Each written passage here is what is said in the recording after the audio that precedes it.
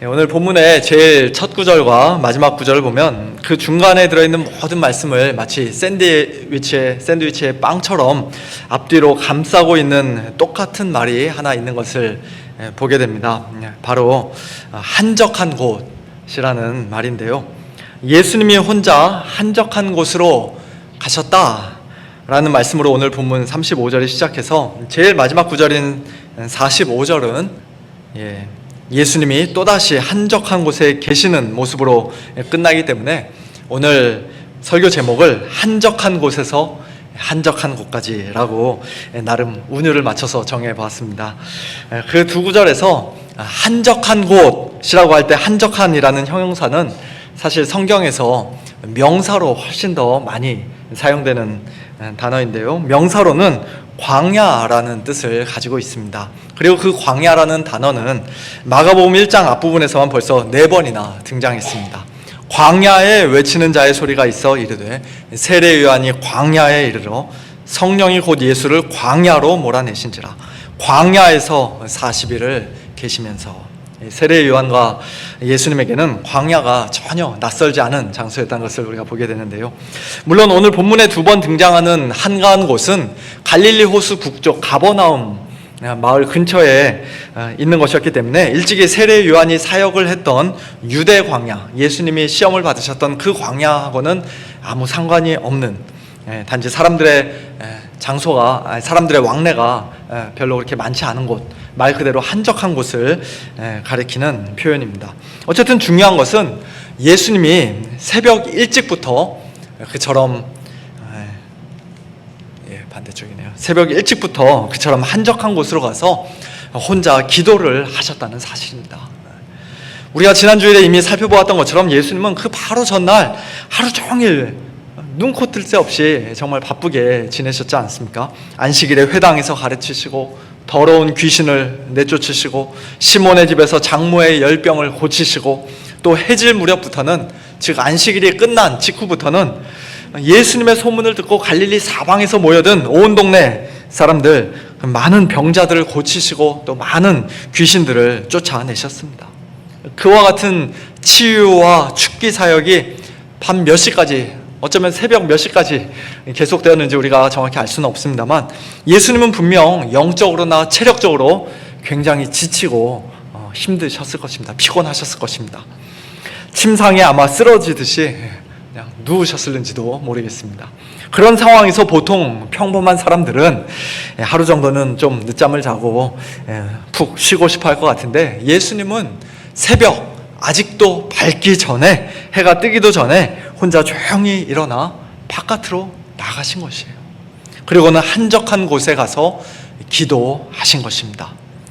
비록 기도의 내용이 오늘 본문에는 기록되어 있지 않지만 예수님은 그 기도 시간에 분명 하나님 아버지와 친밀한 교제를 나누시는 가운데 영적으로 다시 회복되고 충전되셨을 것입니다.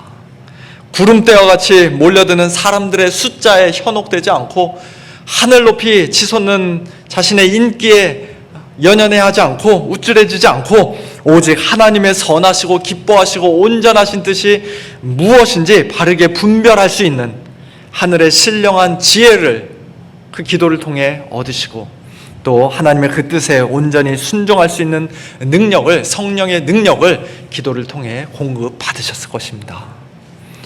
우리와 달리 죄라고는 하나도 없이 가장 의롭고 거룩하고 지혜로우신 예수님이, 하나님의 아들이시오 늘 성령 충만한 분이신 예수님이 이처럼 새벽 일찍부터 하나님 앞에 엎드려 기도하셔야만 했다면 오늘 저와 여러분은 얼마나 더 많이, 얼마나 더 열심히, 얼마나 더 간절히 기도해야 마땅하겠는가, 그런 생각을 해보지 않을 수가 없습니다.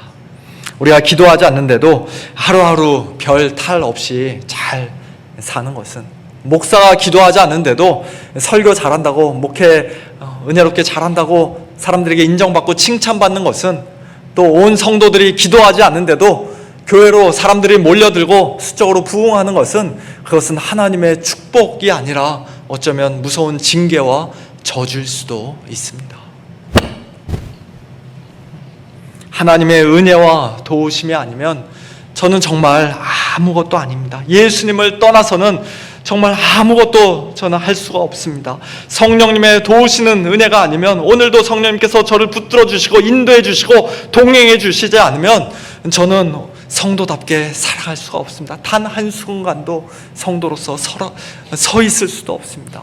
저를 제발 불쌍히 여겨주십시오. 도와주십시오. 그렇게 기도할 수 있는 사람은 참으로 복된 성도인 줄로 믿습니다. 당장 내일부터 아침에 일어나면 가장 먼저 기도를 하겠노라, 한적한 곳으로 가서 기도하겠노라, 우리 이 시간 다시 한번 결단하면 좋겠습니다. 여러 가지 사정과 형편상 한적한 곳에 골방에 들어가서 일정 시간 정해놓고 이렇게 기도하는 것이 어려우시다면 눈 뜨자마자 침대 위에 납작 엎드려서라도 일단 기도부터 하겠노라 결단하면 좋겠습니다. 누워가지고 잠 깨기까지 이렇게 10분, 20분 계속 셀폰만 보고 있을 것이 아니라, 그러다 눈이 다 이제 망가지죠. 깜깜한데 셀폰 보고 있으면 큰일 납니다.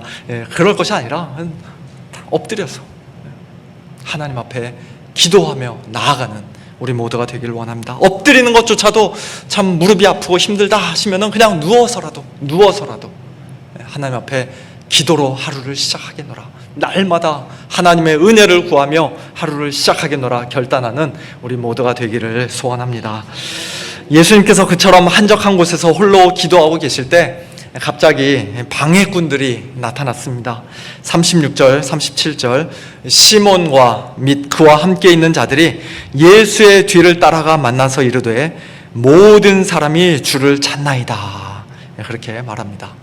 뒤를 따라갔다라는 단어는 성경 전체에서 딱 한 번 여기에만 쓰인 단어인데요, 열심히 찾다, 탐색하다, 수색하다, 추적하다, 사냥하다, 그런 뜻을 가지고 있는 단어입니다.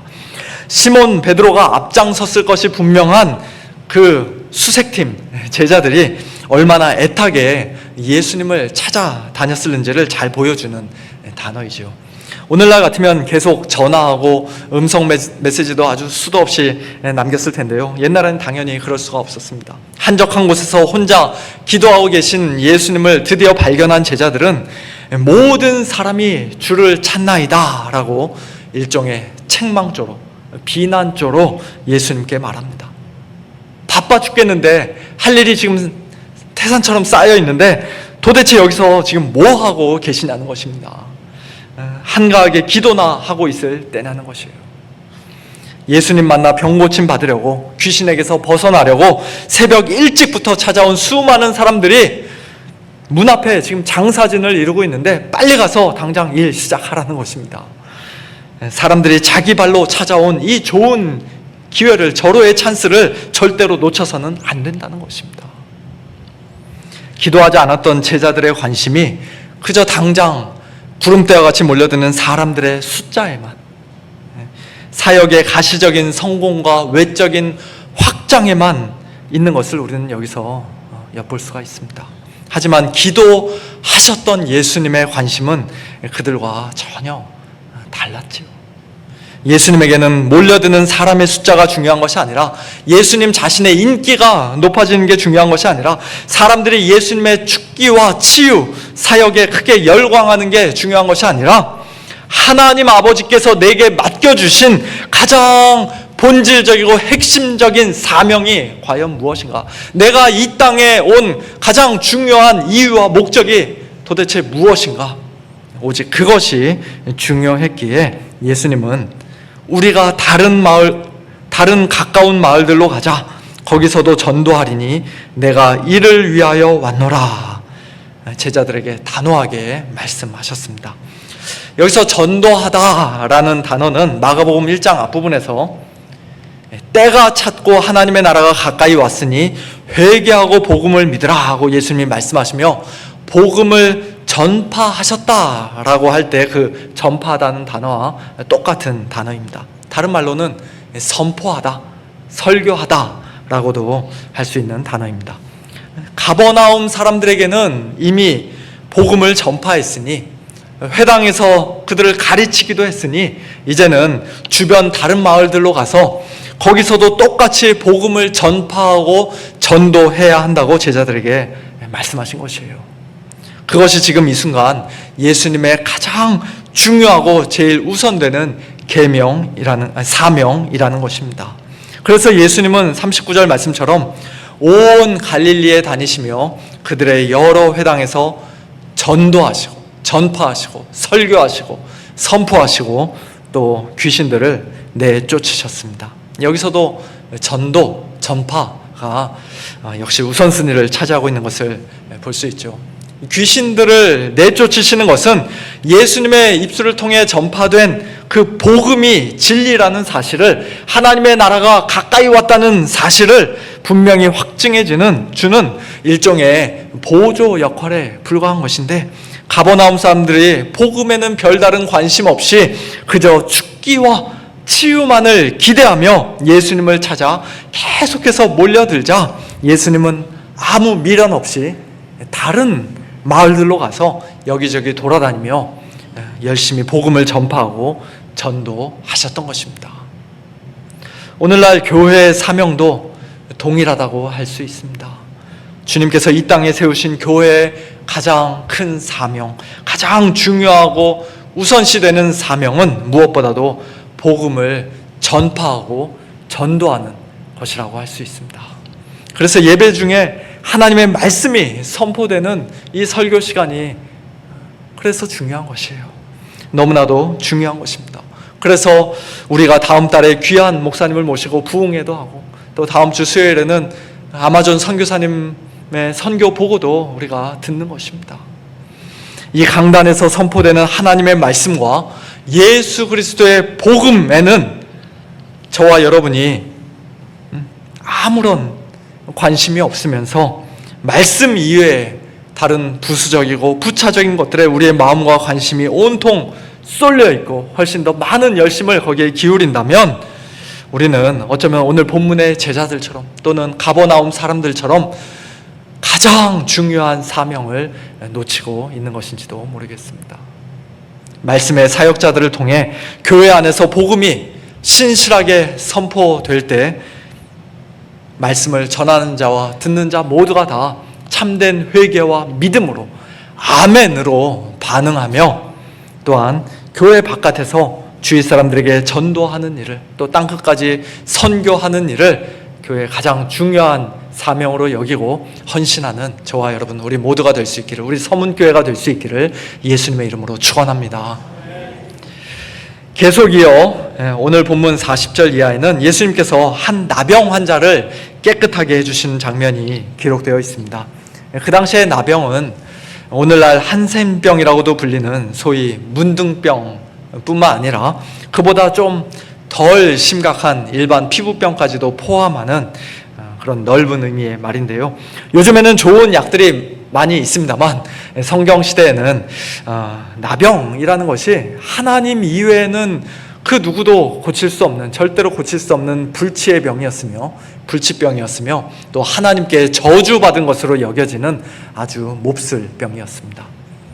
여러 종류의 나병을 제사장이 진찰하고 판별하는 절차가 자세하게 기록되어 있는 레위기 13장에 의하면, 누군가가 나병에 걸린 것이 확실한 경우 그 나병 환자는 자기 옷을 찢고 머리를 풀며 윗 입술을 가리고 부정하다 부정하다 외쳐야 했습니다. 다른 사람들에게 그 부정을 전염시키지 않기 위해 진영 밖으로 나가 혼자 살아야 했습니다.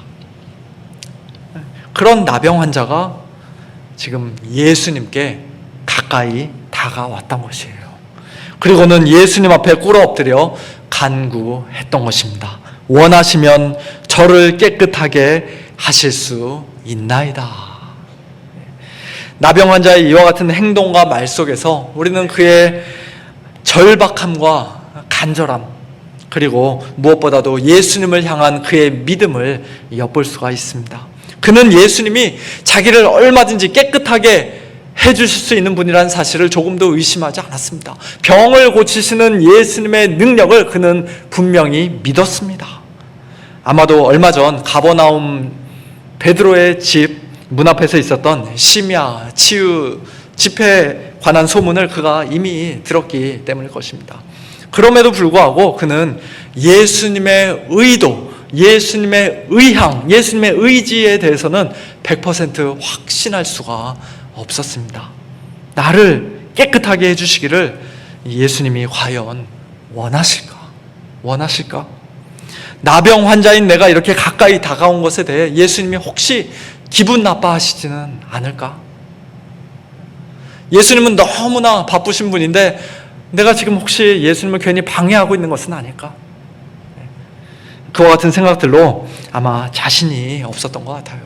그래서 원하시면, 만일 주님께서 원하시면 저를 깨끗하게 하실 수 있습니다 라고 아주 조심스럽게 간구했던 것입니다. 하지만 그것은 쓸데없는 기우에 불과했습니다. 그가 염려했던 것과는 달리 예수님은 그를 불쌍히 여겨주셨습니다. 얼마나 불쌍히 여기셨던지 그에게 손을 내밀어 주시고 그 손을 그에게 대주실 정도였습니다.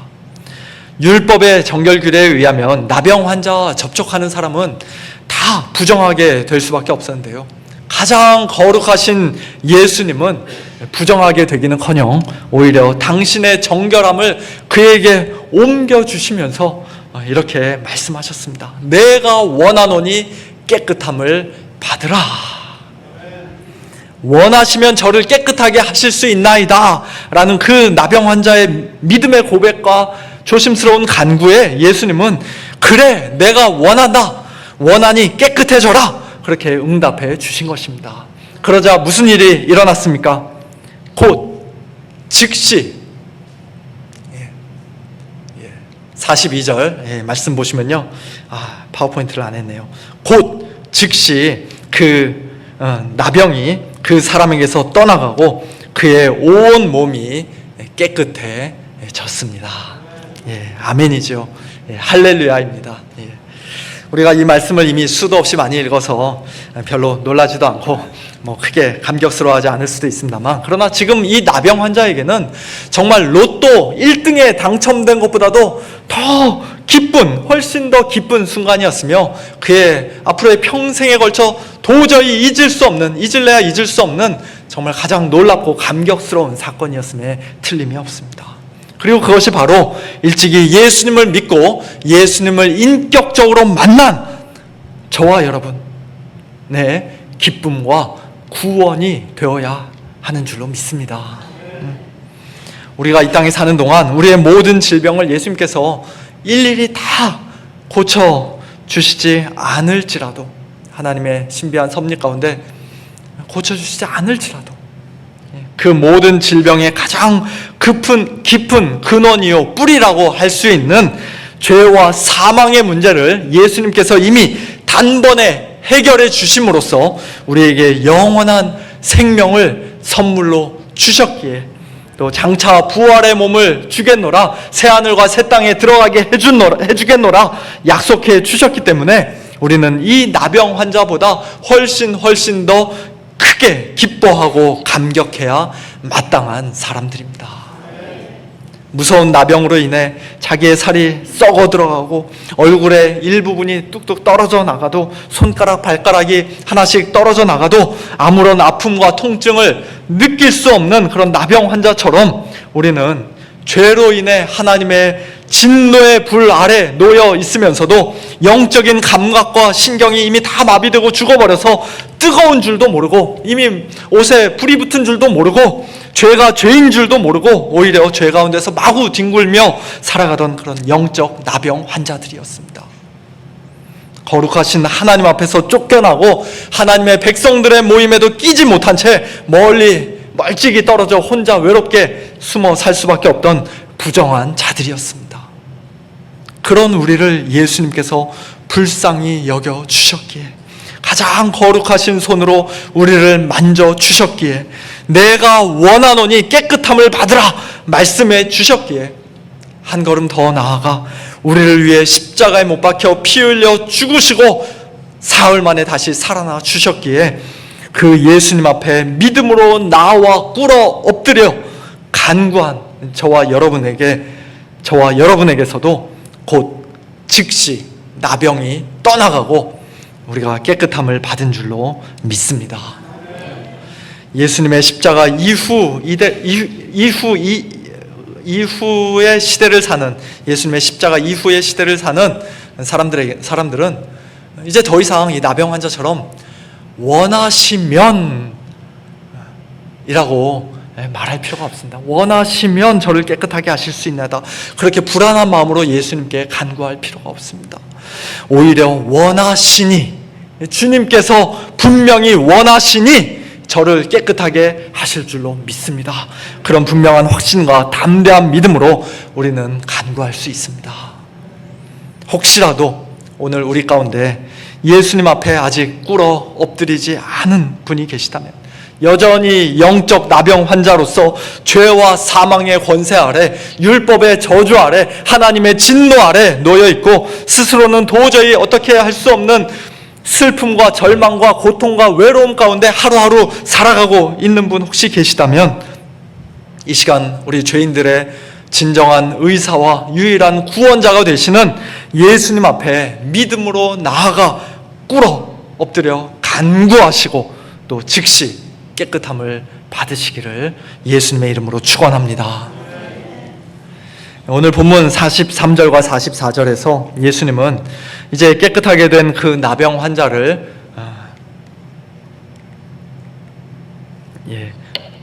곧 보내시며 엄히 경고하십니다.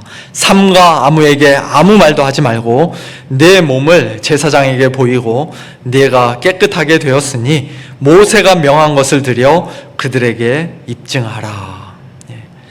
율법에 따른 정식 절차를 밟은 후에 이제 당당하게 떳떳하게 다시 마을로 들어가고 또 가족들에게로 돌아가라고 그렇게 지침을 주신 것입니다. 다만 예수님이 고쳐주셨다는 그 말은 아직 아무에게도 하지 말라고 엄히 경고하셨는데요. 왜 그런 경고를 하셨는지 그 이유는 바로 그 다음 구절에 잘 나와 있습니다. 그 사람이 예수님의 경고를 무시하고 온 동네방네 소문을 내고 다니자 이 일을 많이 전파하여 널리 퍼지게 하자 예전보다 더 많이 몰려드는 사람들 때문에 예수님이 다시는 드러나게 동네에 들어가지 못하시고 오직 바깥 한적한 곳에 머물러 계실 수밖에 없는 그런 상황이 되어버리고 말았던 것입니다.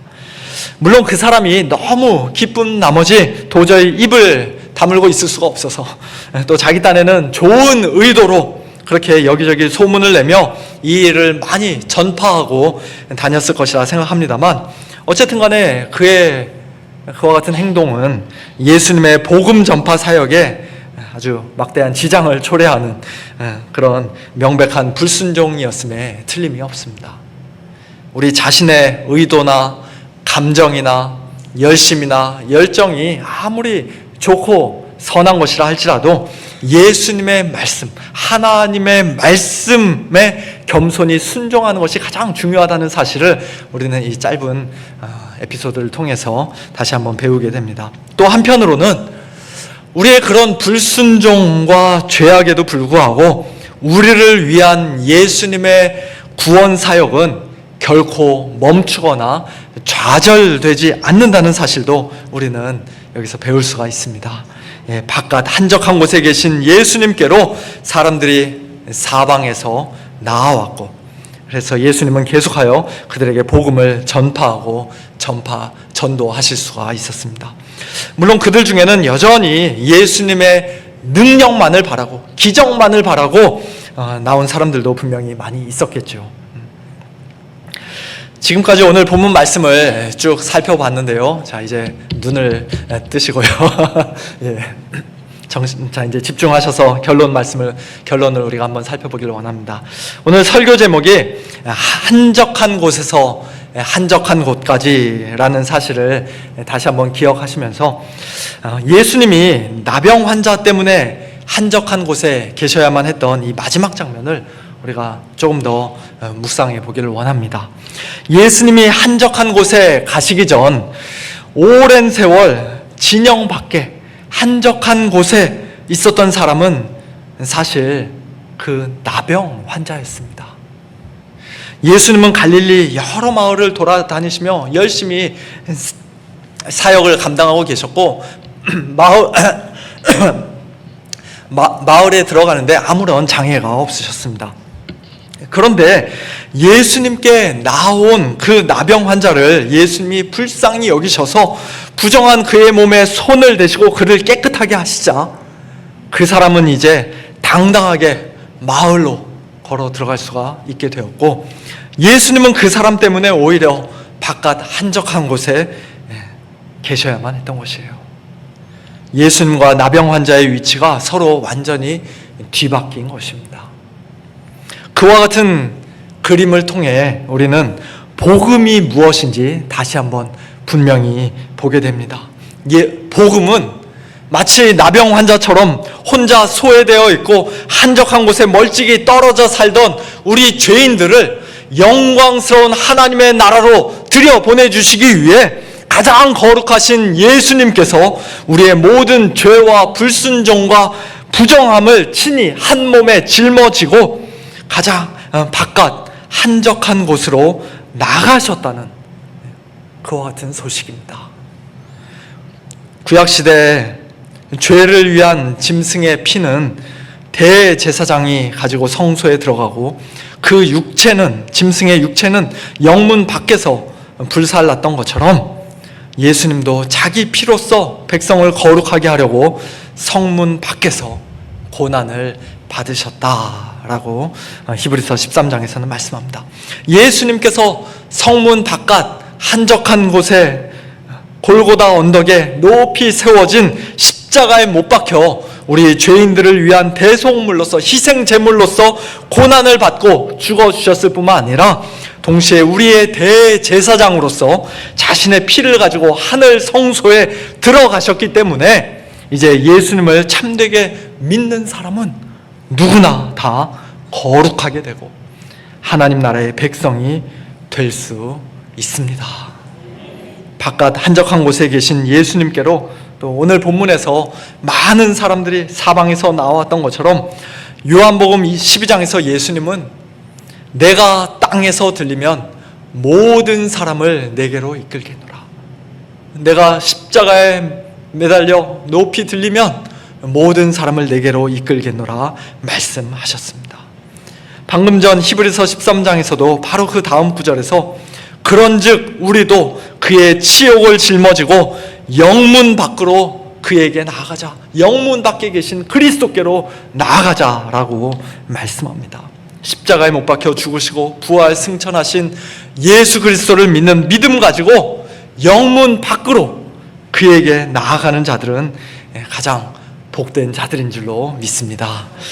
이제 말씀을 맺겠습니다. 오늘 본문에서 예수님이 계셨던 두 군데의 그 한적한 곳은 결국 다 우리를 위한 구원의 장소였던 것을 우리가 보게 됩니다. 첫 번째 한적한 곳에서 예수님은 기도하심으로써 복음 전파와 전도에 더욱더 집중하고 매진할 수 있는 힘과 능력을 얻으셨을 뿐만 아니라 이제 곧 십자가 짊어지실 그 준비를 하셨습니다. 두 번째 한적한 곳에서 예수님은 나병 환자와 그 자리를 바꿔주심으로써 궁극적으로는 우리의 모든 죄와 불순종과 부정함을 짊어지고 십자가에 못 박혀 죽어주심으로써 마침내 우리를 거룩하게 하시고 우리를 구원해 주셨습니다.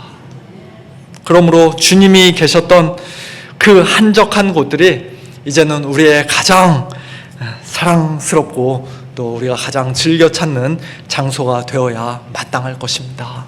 매일 아침 눈을 뜨면 가장 먼저 한적한 곳에 나아가 하나님 앞에 엎드려 기도할 뿐만 아니라 한적한 곳 골고다 언덕에 높이 세워진 우리 주님의 십자가를 날마다 믿음으로 굳게 붙잡는 가운데 그 십자가 사랑과 은혜에 기뻐하고 감사하며 또 예수 그리스도의 이 복음을 힘있게 주위 사람들에게 전파하고 전도하는 그와 같은 사명 끝까지 충성스럽게 감당하는 복된 저와 여러분 우리 모두가 될 수 있기를 예수님의 이름으로 축원합니다.